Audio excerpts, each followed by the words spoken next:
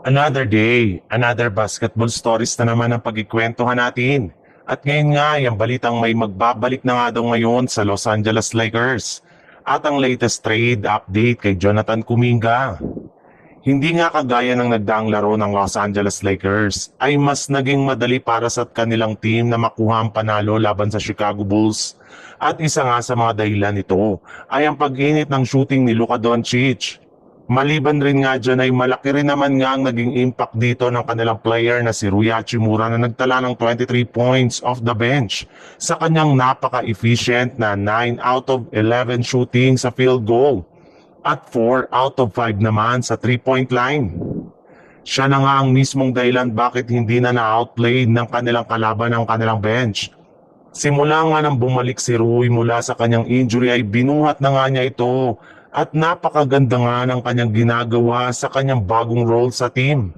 Kaya eto na nga ang mismong dahilan para hindi na siya i-trade pa ng Lakers, gayong balak naman nga nila siyang gamitin bilang kanilang bagong sixth man sa mga susunod nilang laban. Sa madaling salita, magiging untouchable na nga si Rui Hachimura sa mga gagawing trade ngayon ng Los Angeles Lakers. Maliban rin dyan, kasama rin naman nga sa mga player na hindi iti-trade ngayon ng Lakers ay si Austin Reeves na inaasahang makakapaglaro na next game laban sa Cleveland Cavaliers.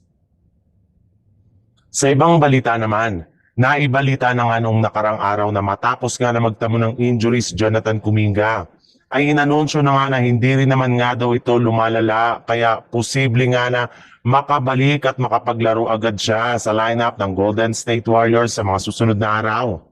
Ngunit sa kasamaang palad nga ay hindi rin naman nga ito nangyari sa kanilang last 2 game laban sa Minnesota Timberwolves. Since kahit hindi malala ang kanyang kalagayan ay hindi pa rin nga siya pwedeng paglaruin sa pagkakaroon nito ng bone bruise sa kanyang kaliwang tuhod. Dahil dyan ay inanunsyo na nga ng Golden State Warriors na wala nga daw saktong timeline kung kailan ito makakapaglaro muli sa kanilang kupunan.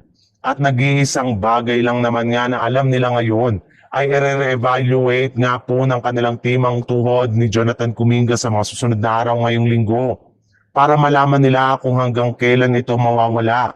Ayon pa nga sa lumabas na balita, posible nga daw na makaapekto ang natamong injury ni Kuminga sa kanyang magiging kalagayan sa trade market at posible nga na hindi pa siya makaalis sa Warriors ngayong season.